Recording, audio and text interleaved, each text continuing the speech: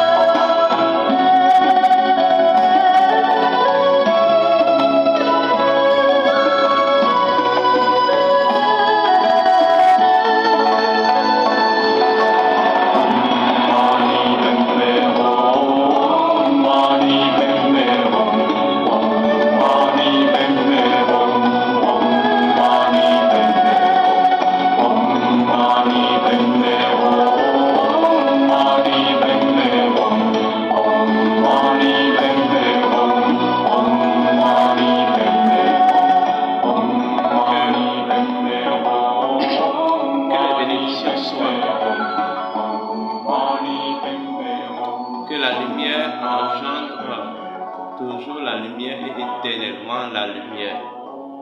Aya Namaste, chers toutes, chers tous, bienvenue à notre nouvelle vidéo, notre nouvelle émission de ce mardi 29 novembre 2022. On m'appelle Sri Eva Wandino, je suis instructeur spirituel. Je suis métaphysicien, je suis dignitaire authentique de la tradition hermétique. Nous sommes là pour poursuivre notre noble aventure, notre noble aventure dans ce voyage divin.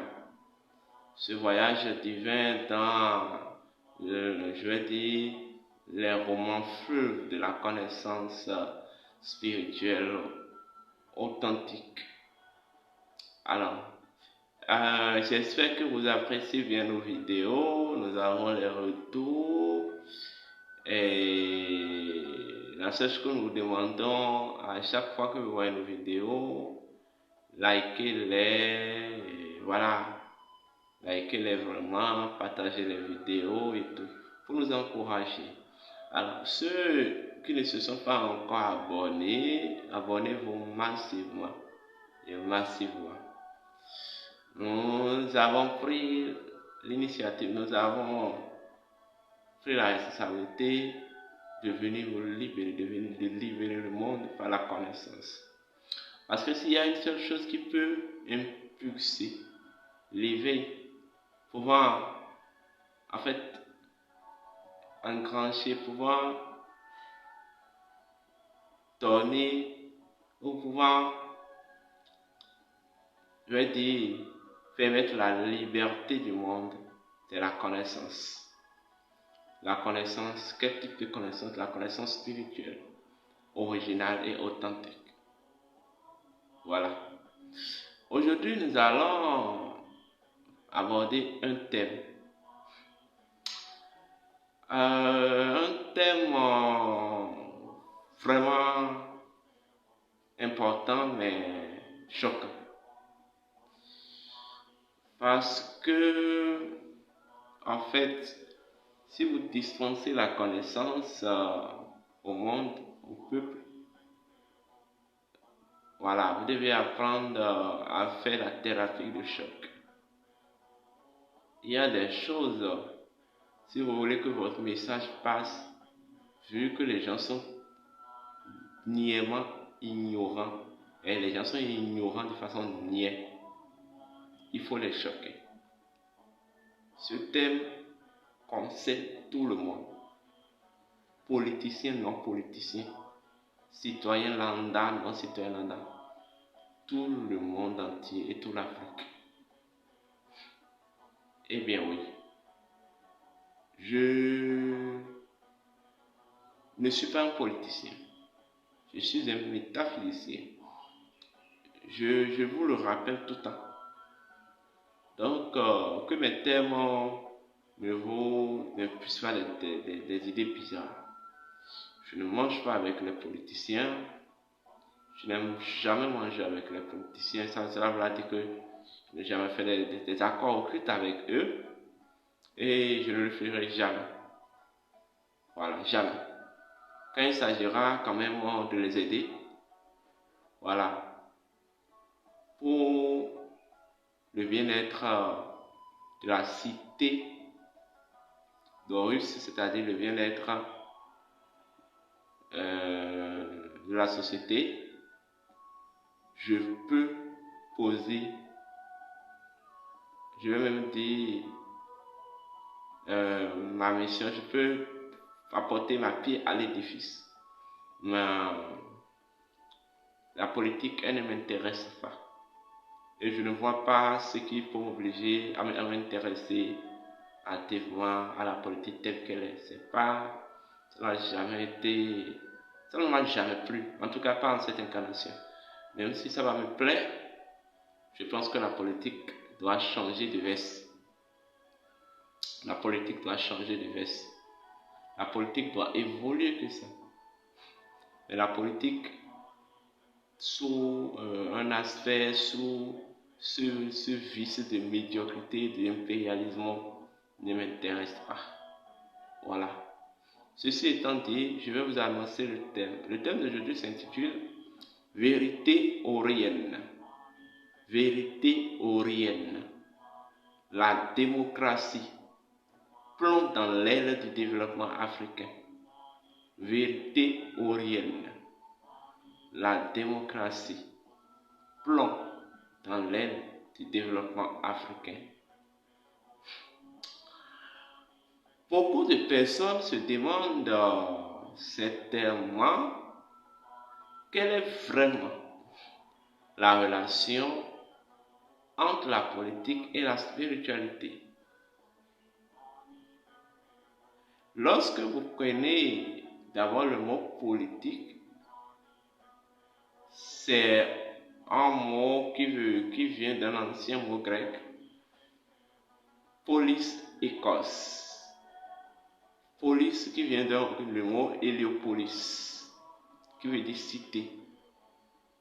Ekos, qui veut dire gestion, ou aikos.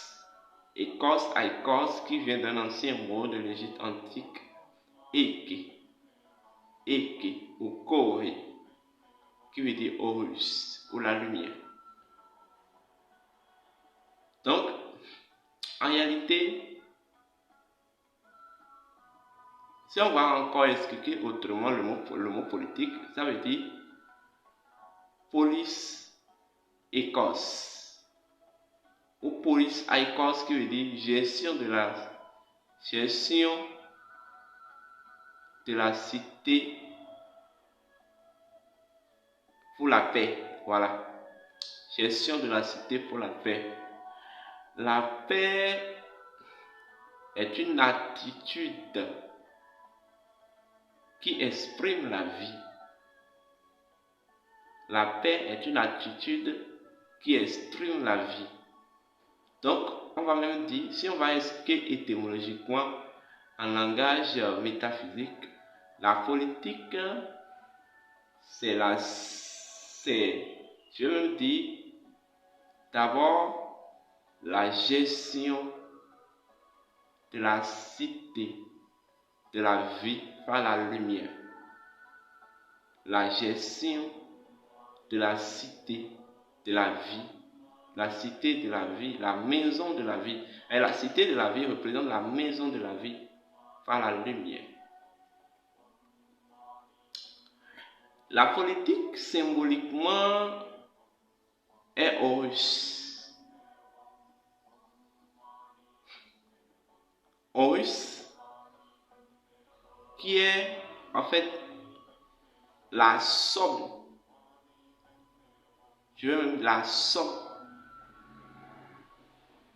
de l'organigramme spirituel d'atomes.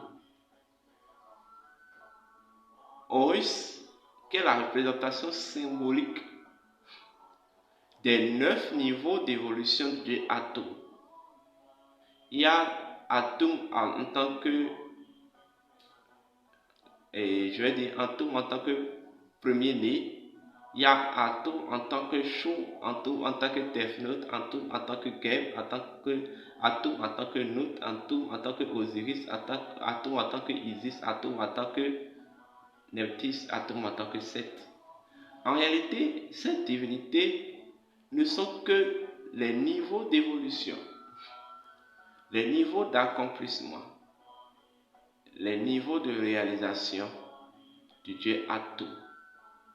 Le Dieu Atum, symboliquement, qui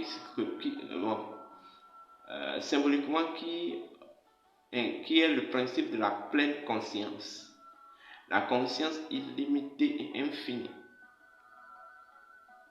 Le Dieu Atum, en tant que symbolisme ou en tant que symbolique de la conscience illimitée et infinie, dont l'expression première est la volonté. Donc, Horus,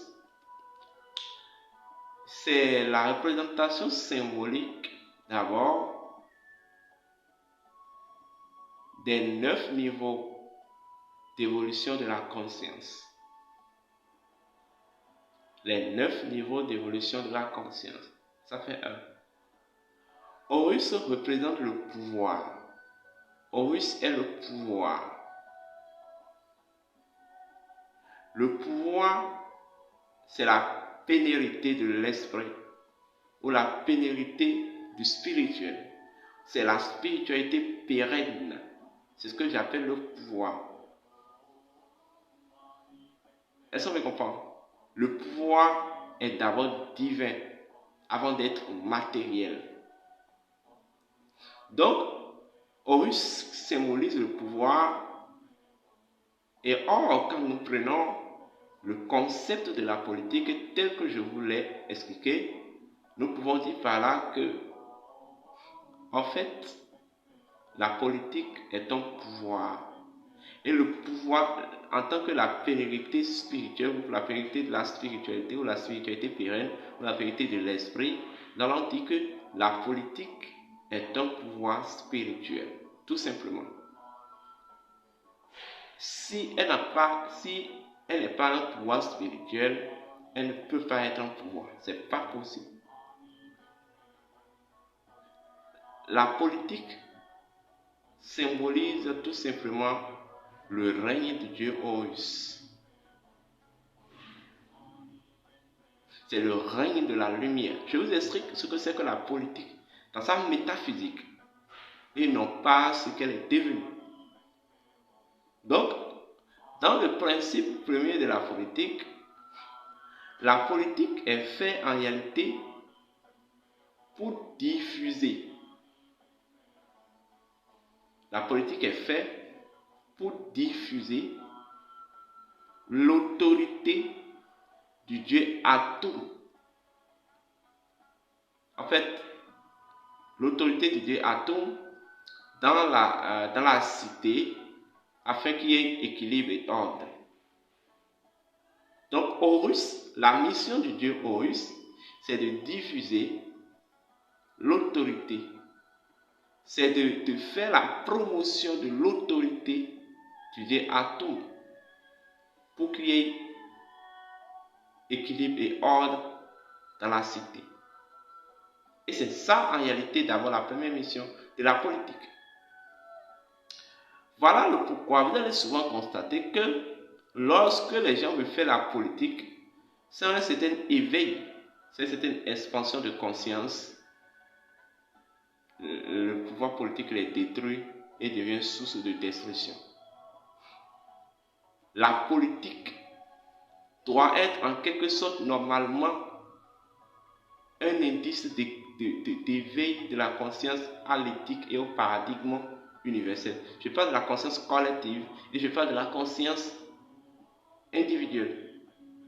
La politique, normalement, doit être un mécanisme qui permet l'éveil de la conscience collective ou la conscience collective d'un peuple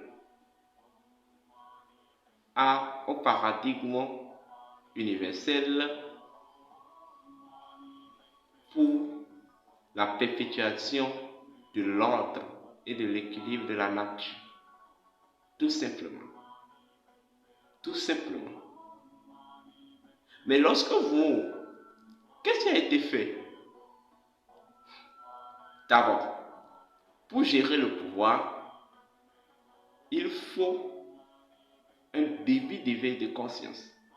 Parce que seule la conscience possède la force. Et seule la force maîtrise le pouvoir.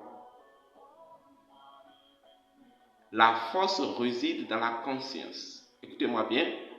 La force réside dans la conscience. Et seule la force peut canaliser le pouvoir. Parce que la force permet, en fait, l'exercice pérenne de la conscience ou de l'autorité de la conscience. La force préexiste au pouvoir.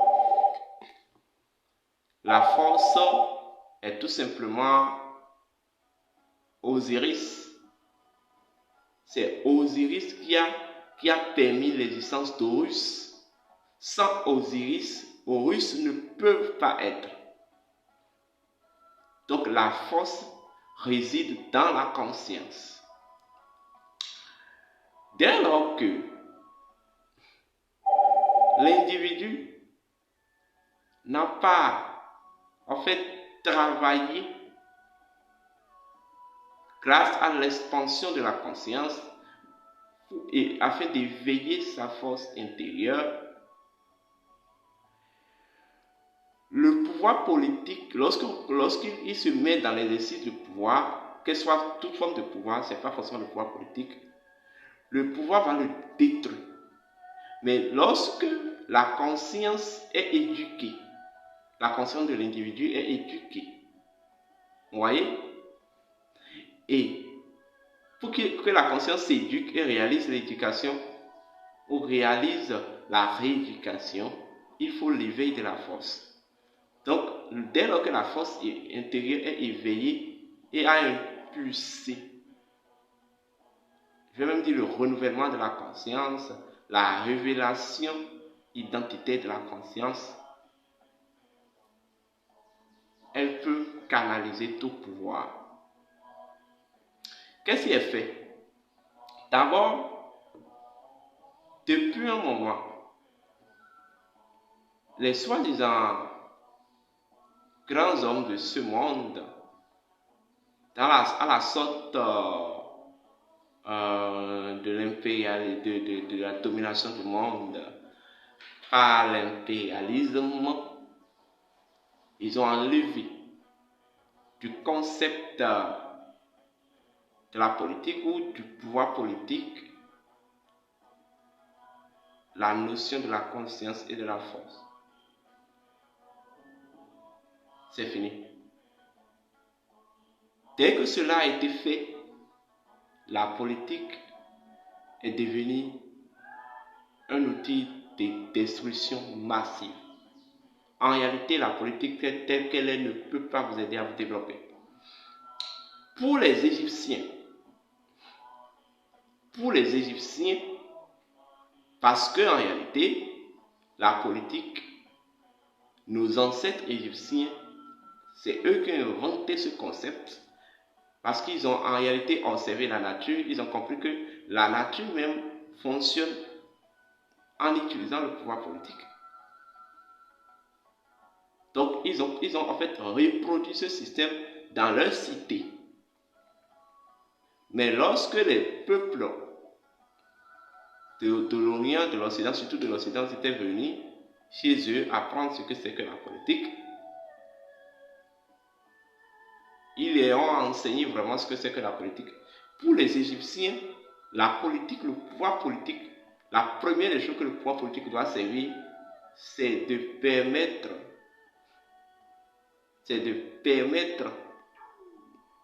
la réalisation de la conscience collective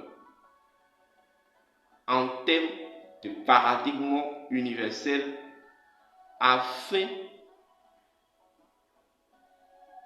que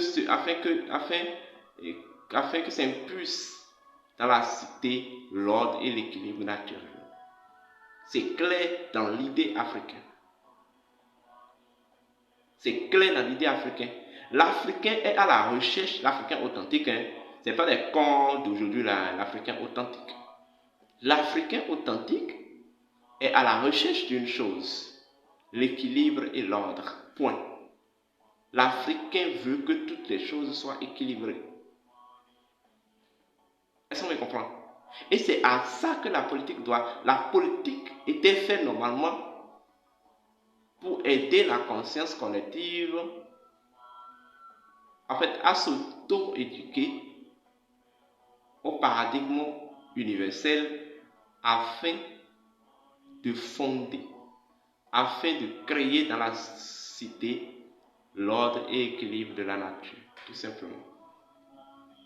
Dès lors que, en fait, la notion, dès lors que la vérité, la nature profonde de la politique, du pouvoir politique a été enlevée, a été dissociée de la politique est devenue un indice par lequel il faut gérer le peuple, par le peuple, pour le peuple. Et c'est là que je vais parler de la démocratie. Le tout pouvoir, seul Horus, seul le pharaon est garant du pouvoir.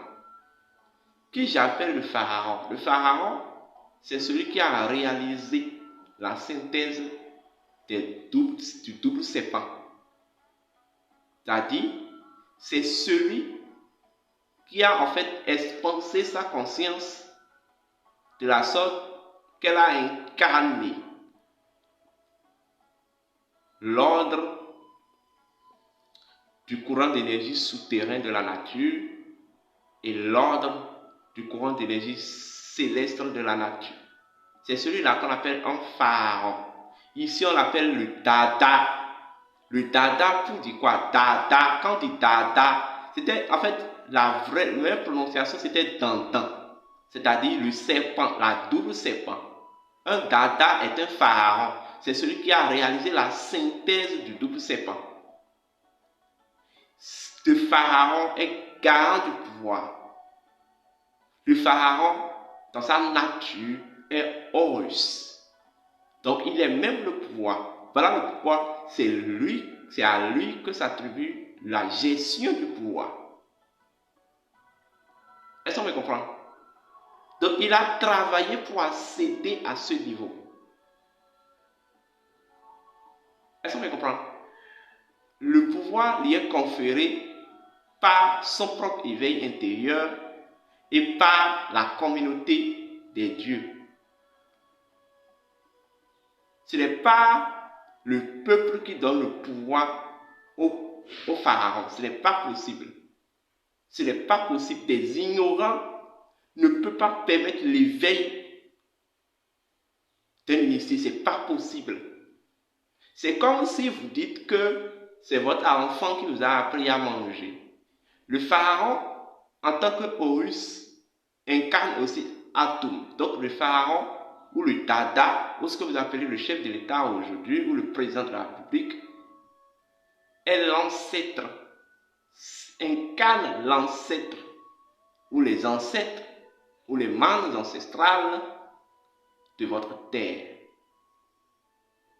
Voilà de quoi vous appelez le premier citoyen. En fait, c'est tout simplement le crâne de votre État. Et je vous ai expliqué ce que c'est que le crâne. Je ne sais pas si vous me comprenez.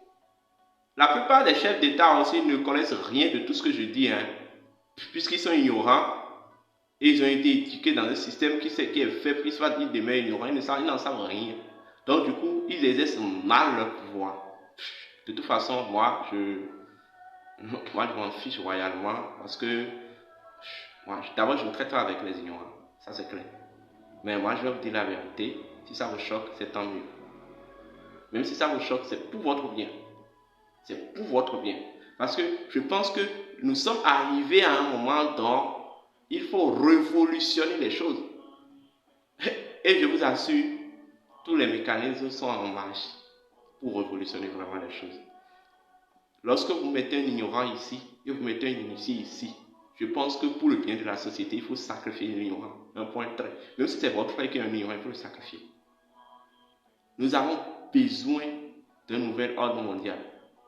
Mais si c'est les ignorants qui vont empêcher ça, bon, moi je ne vais, le mécanisme est en marche, je ne vais pas encore vous dire ce que Shambhala a décidé pour cette année. Parce qu'actuellement, elle est en train d'être lue dans le monde intérieur la grande retraite spirituelle de Shambhala. Et c'est là que se prennent toutes les grandes décisions pour ce monde. Restez là à dormir tout simplement. Donc, en fait, c'est ça. Le pouvoir, il n'y a que le pharaon. À la place d'Horus, ou le pharaon en tant qu'Horus, le pharaon en tant qu'Atum. Le pharaon, en fait, qui doit relayer la mission qu'avait commencé Osiris, qui peut gérer le pouvoir. Le pouvoir symboliquement est comme un couteau. Est-ce qu'on veut comprendre? Pour gérer un couteau, il faut avoir la conscience de gestion. L'individu ne connaît rien, ne sait rien, et vous lui remettez un couteau. Qu'est-ce qu'il va faire avec? D'abord, il va vous détruire avec. C'est sûr et certain. Il va vous détruire avec. Il va se détruire avec, et après il va vous détruire avec. Et c'est ce qui se passe en réalité. Quand dans la démocratie, on vous dit le pouvoir est pour le peuple, par le peuple, mais le pouvoir est du peuple, par le peuple, pour le peuple. En fait, c'est du pipeau, c'est du n'importe quoi. Ce n'est pas possible. Le pouvoir ne peut jamais s'appartenir au peuple si le peuple est ignorant. En fait, tant que vous allez toujours, vous Africains, pas ces Occidentaux, bon, c'est tant mieux. Bon, je ne vais pas trop parler de ceux-là. Vous savez que, bon, je ne vais pas trop parler de ceux-là. Mais pour l'Africain authentique, le pouvoir ne peut pas appartenir au peuple. Ce n'est pas possible, surtout quand le peuple est ignorant. La quasi-totalité du peuple est ignorant. C'est voilà le pourquoi dans le concept africain ou de la spiritualité africaine, il y a ce qu'on appelle le sang royal. Tout le monde n'est pas fait pour accéder au trône du Dieu, au trône du Dieu Horus. Est-ce que vous comprenez? Tout le monde n'est pas fait pour y accéder en réalité. Tu dois accéder parce que tu as le niveau d'accéder. Mais dès lors que la démocratie est venue, le système occidental est venu, on dit que oui, le pouvoir est pour le peuple. Donc, de n'importe qui peut prendre le pouvoir pourvu que le peuple soit d'accord avec. C'est du n'importe quoi. Si le peuple est ignorant, celui qui va venir du peuple pour prendre le pouvoir sera aussi ignorant comme le peuple. Ce n'est pas au peuple de donner le pouvoir. Le pouvoir n'a jamais été donné par le peuple, nulle part. C'est juste, en fait, la démocratie là, c'est un système inventé pour vous baiser. C'est pour vous baiser. On vous baise par le derrière. On baise le développement africain par le derrière. En fait, voilà même la mission première de la politique, de la démocratie. C'est juste inventé de toutes pièces pour baiser le développement africain par derrière. Oui, c'est ça quoi. Ça ne peut pas vous aider à vous développer. C'est pas possible. La démocratie est égale à la dictature. Bon, ok, donnons un exemple. On dit que dans la démocratie, c'est la voix, en fait, c'est ce que la majorité dit qui passe. Nous sommes d'accord? Nous voulons voter une loi. Et selon la loi, il y a 100 députés ou 100 personnes qui doivent voter, 100 délégués. 51 personnes votent pour la loi et 49 votent contre la loi. Ça veut dire quoi? La loi passe parce que, selon leur logique, la loi doit passer. Les 51 qui ont voté, leur volonté va s'imposer aux 49. Et vous dites quoi? Ça, c'est de la dictature. C'est de la dictature, en fait, c'est de la dictature plus criminalisée. Mais en réalité, dans le concept de la spiritualité africaine liée à la politique, en fait, liée au pouvoir du dieu Horus, parce que la politique c'est le pouvoir du dieu Horus, l'Africain recherche l'équilibre. Ce qu'il faut faire là, il faut retrouver l'équilibre et non la dictature. Vous faites bien de la dictature et vous venez dire que la démocratie n'accepte pas la dictature. La dictature déséquilibre. Et c'est en cela que les arts divinatoires anciens interviennent dans le pouvoir politique, dans les prises de décision. Et vous allez entendre parler souvent de la pendule du dieu Thoth. À quoi sert la pendule du dieu Thoth? Je ne vais pas en parler. Pour qu'il y ait une prise de décision, pour qu'il n'y ait pas de déséquilibre, pour tenir compte de la marge d'équilibre, on intervient les arts divinatoires. Ça, c'est le monde spirituel qui tranche. Maintenant, selon la démocratie, c'est la dictature qui doit trancher. C'est-à-dire, la majorité impose sa voix aux minorités, comme si les minorités n'ont pas le droit d'exister. Écoutez bien, la démocratie, c'est pour baiser votre développement. Tout simplement. Cela ne peut pas vous aider à vous développer. Deuxième niveau de conscience. On établit un système politique en fonction, en fait, des enjeux géostratégiques, géospirituels-matériels d'un environnement. Est-ce qu'on comprend? De façon géostratégique, le général l'a dit que le général Mathieu Kérékou, alors, et le feu général Mathieu Kérékou, en 1990, allait lire dans les archives, l'a dit, la démocratie aura du mal à se développer, à évoluer en Afrique, parce qu'elle ne cadre pas avec, en fait, elle ne cadre pas avec le milieu africain, parce que, en fait, le milieu africain n'est pas préparé à ça. Bon, c'était une manière diplomatique de dire jusqu'elle ne cadre pas avec le milieu africain. C'est comme si vous demandiez à un oranger de se développer comme un bananier. Ce n'est pas possible. Pour les Occidentaux, on peut comprendre, c'est des sauvages. Un sauvage évolue par dictature. Un sauvage évolue par dictature. Donc c'est normal pour que la démocratie aille avec eux. Mais là, les Africains, les vrais Kémites, c'est ceux-là qu'on les appelle les Bantous. Les Bantous. Les Bantous, c'est ceux c'est ce qu'on appelle les véritables hommes, les bétons. C'est comme ça qu'on appelait les Africains. Ceux-là, c'est ceux qui respectent l'équilibre de la nature. Donc, ils ne s'imposent pas la nature ou ils ne s'imposent pas la création naturelle. Mais ils décident en fonction de l'équilibre naturel. Est-ce qu'on me comprend? Donc, du point de vue même géostratégique, géospirituel, matériel, la démocratie ne peut pas évoluer.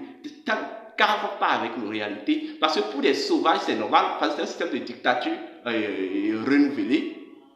Mais pour ce qu'on appelle les Bantous, ce n'est pas possible. Parce que la démocratie ne tient compte d'aucun indice d'équilibre. Vous voyez, un con vient, il prend le pouvoir, il s'impose à tout le monde, c'est ce qu'il dit qui passe. Et tout va dans son avantage. Il fait son temps, il part, un autre, il donne ça à son enfant vient faire la même chose. Voilà ce qu'on appelle la démocratie. C'est ce que vous appelez la démocratie, ça. Tout compte fait, moi, j'ai dit pour moi, et si ça a choqué certains, bon, qui m'en excusent, mais c'est la vérité. Arrêtez de vous mentir. Arrêtez de vous mentir. Ce système est fait pour baiser votre développement par derrière. Est-ce qu'on me comprend? Ce système est fait pour vous violer. C'est comme si vous donnez votre fille, et votre fille c'est la terre africaine. Vous donnez à votre fille, à votre chauffeur, en fait, de lui violer gratuitement. Voilà. Ce système est fait pour vous baiser. Pour baiser votre tête gratuitement, baiser votre développement gratuitement. En fait, sans revendication. Sans rien. Après, je pense que il est temps qu'on change les choses. Vous verrez que ces chefs d'État avec porter des vestes et aller se présenter devant cette... Bon, ok, on baisse ta fille. Et après avoir baisé ta fille, celui qui a baisé ta fille t'appelle et dit oui, viens chez moi. Et je vais t'allouer des fonds pour que tu soignes ta fille, mais je vais t'allouer des fonds pour que, bon, tu soignes ta fille. Et après, tu vas encore me rembourser ces fonds-là. Après, tu vas baiser ta fille. Dès que vous allez décider de vous réveiller en Afrique, l'Afrique va se développer. L'Afrique a vraiment un problème d'éducation. L'Afrique a vraiment un problème d'éducation. J'ai l'impression que nous n'avons pas encore commencé. Bon, ce n'est pas de ces faux kémites que vous rencontrez sur les réseaux sociaux qui disent oui, il faut finir avec les Blancs. Bon. Tant que les Africains vont vouloir faire cette révolution avec les armes occidentaux, ça ne va pas marcher. L'impérialisme est une arme occidentale. C'est une arme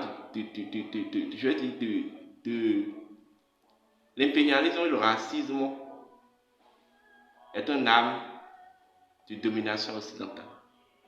Tant que vous allez utiliser les mêmes armes que, écoutez, vous n'irez nulle part. Vous n'irez nulle part. Vous verrez de ces communautés de soi-disant kémites qui se forment et on dit oui, et les Blancs nous ont fait ci, il faut finir avec eux, il faut faire ci. C'est du n'importe quoi. C'est du n'importe quoi. Après, qu'on ait fini de vous baiser, au lieu de vous prendre au sérieux, vous restez là à crier comme si le mal n'est pas déjà fait. Au lieu de vous prendre au sérieux, ne vous prenez pas au sérieux. De toute façon, moi, j'ai dit ce que je dois dire. Pour toute autre information complémentaire, vous composez le plus 229 97 58 12 97 ou le plus 229 66 26 34 56. Je vous remercie et que les bénédictions soient.